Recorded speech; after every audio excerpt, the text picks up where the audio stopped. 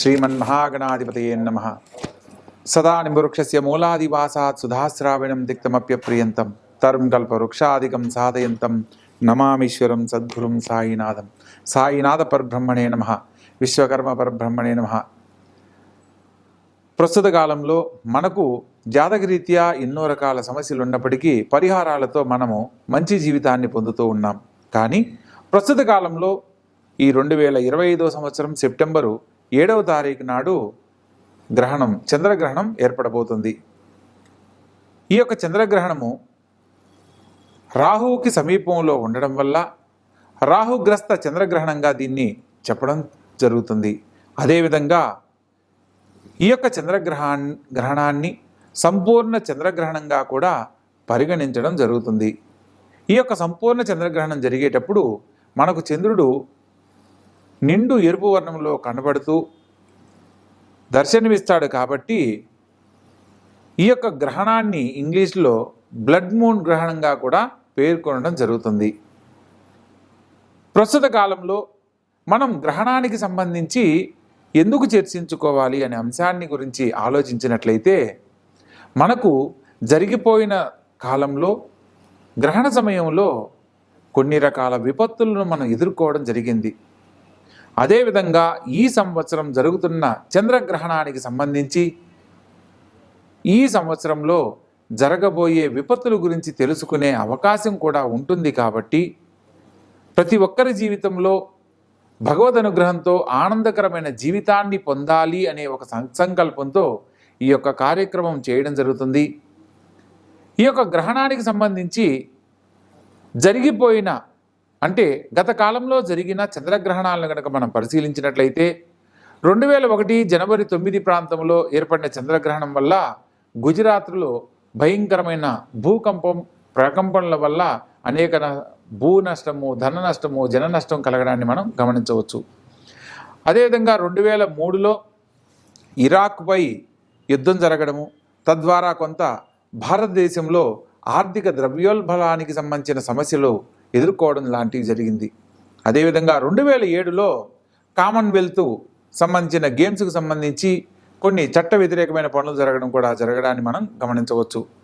2010 December 21వ తారీఖున ఈ యొక్క విషయం జరగడాన్ని మనం గమనించవచ్చు. ప్రత్యేకంగా 2020లో మనందరికీ తెలిసి ఎంతోమంది ప్రాణ నష్టం జరిగిన COVID-19 రావడం కూడా 2020 జనవరి 10వ తారీఖున ఈ యొక్క గ్రహణం ఏర్పడడాన్ని గురించి మనం తెలుసుకున్నట్లయితే, గ్రహణ సమయంలో ఎన్నో రకాల విధ్వంసాలను మనం ఎదుర్కొన్నామన్న విషయాన్ని మనం గమనించవచ్చు.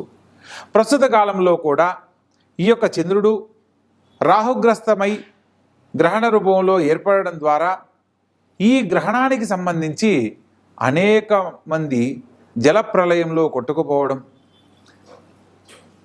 వర్షాలకు మరియు భూకంపాలకు సంబంధించిన విధ్వంసాలు ఎన్నో జరగడం లాంటివి మనం గమనించవచ్చు. ఈ మధ్య జరిగిన కాలంలో చైనాలో జరిగిన వరదలు కానీ, లేదా కొన్ని ప్రాంతాలలో క్లౌడ్ ఫ్లడ్స్ అని చెప్పని మనం ఉత్తరాఖండ్ ప్రాంతంలో ప్రస్తుతం ఉన్న ఈ మధ్య జరిగిన వరదల్లో ఎంతోమంది ఊర్లు కొట్టుకుపోయి ఇచ్చిన విషయాన్ని కూడా మనం గమనించవచ్చు. అలాగే ప్రతి ఒక్క రాసుల వారికి కూడా జాతకరీత్యా ఈ యొక్క గ్రహణ సమయంలో మనం చేసే పరిహారాల కారణంగా సమస్యలు ఎదుర్కొనకుండా భగవద్ అనుగ్రహంతో మనం పొందాలనుకున్న గొప్ప జీవితాన్ని పొందడానికి అవకాశం ఉంది. కాబట్టి ఆ విషయాలను ఒక్కొక్క రాశుల వారీగా వివరంగా తెలియజేస్తాను. తెలుసుకున్న ప్రతి ఒక్క అంశాన్ని గమనించి ఆచరించవలసిన పరిహారాలను గనక ఆచరించినట్లయితే భగవద్ అనుగ్రహంతో గొప్ప జీవితంలో స్థిరపడతారు. ముఖ్యంగా మనము ఒక్కొక్క రాశుల వారీగా మనం పరిశీలించే క్రమంలో ప్రస్తుత కాలంలో గ్రహ సంచారం గురించి కూడా తెలుసుకుందాం. మిథున రాశిలో గురుగ్రహ సంచారము, సింహరాశిలో కేతువు, రవి, బుధుల సంచారము, అదేవిధంగా కన్యా రాశిలో కుజగ్రహ సంచారము, అదేవిధంగా కుంభరాశిలో రాహువు, చంద్రుడు మరియు మీనరాశిలో శనిగ్రహ సంచారం జరుగుతున్నాయి. ఇలా గ్రహాలు సంచరించే కాలంలో మనకు ఈ యొక్క కుంభరాశిలో చంద్రుడితో రాహువు కలవడం వల్ల ప్రత్యేకించి ఈ యొక్క కుంభరాశి వాళ్ళు, సప్తమ స్థానమైన సింహరాశి వాళ్ళు, సింహరాశిలో ఉత్తరా పలుగుని నక్షత్రంలో ఈ యొక్క గ్రహణ దోషం ఏర్పడుతుంది కాబట్టి ఈ రెండు రాశుల వాళ్ళు విశేషమైన దైవ కార్యక్రమాలను ఆచరించడము, దేవతారాధనలో ఆ రోజు సమయాలను కేటాయించుకుని మరీ భగవద్భక్తితో గనక ధ్యానిస్తూ మనోవాంఛలను గనక భగవంతుని ముందు చెప్పుకున్నట్లయితే ఎదుర్కొనబోతున్న విపత్తుల నుంచి బయటపడడమే కాకుండా ఆనందకరమైన జీవితాన్ని పొందడానికి అవకాశాలు ఏర్పడతాయి. తులారాశి. ఈ యొక్క తులారాశి జాతకులను కనుక మనం పరిశీలించినట్లయితే ప్రస్తుత కాలము కొంత మిశ్రమ ఫలితాలు గోచరిస్తుంది.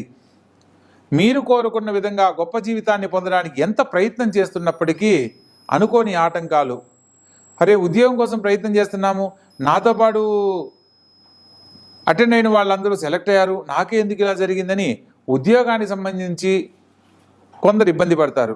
కొందరు సంతానం గురించి ఎంత ప్రయత్నం చేస్తున్నా సంతానం ఆలస్యం అవ్వడము, సంతానంలో ఇబ్బందులు ఎదుర్కోవడం జరుగుతూ ఉంటుంది.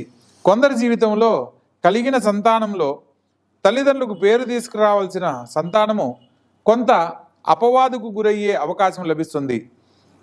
అదేవిధంగా కొన్ని సందర్భాలలో ఇష్టపడిన వ్యక్తుల మధ్య విరోధాలు ఏర్పడే అవకాశం కూడా లభిస్తుంది. ధన సంబంధమైన విషయాలలో అనేక రకాల కష్ట నష్టాలు ఎదుర్కొనే అవకాశం ఉంటుంది. ఈ రాశి వారికి సక్సెస్ కోసం ఎంత ప్రయత్నం చేస్తున్నా ఆలస్యం అవ్వేందుకు ఎక్కువగా అవకాశాలు ఉంటాయి.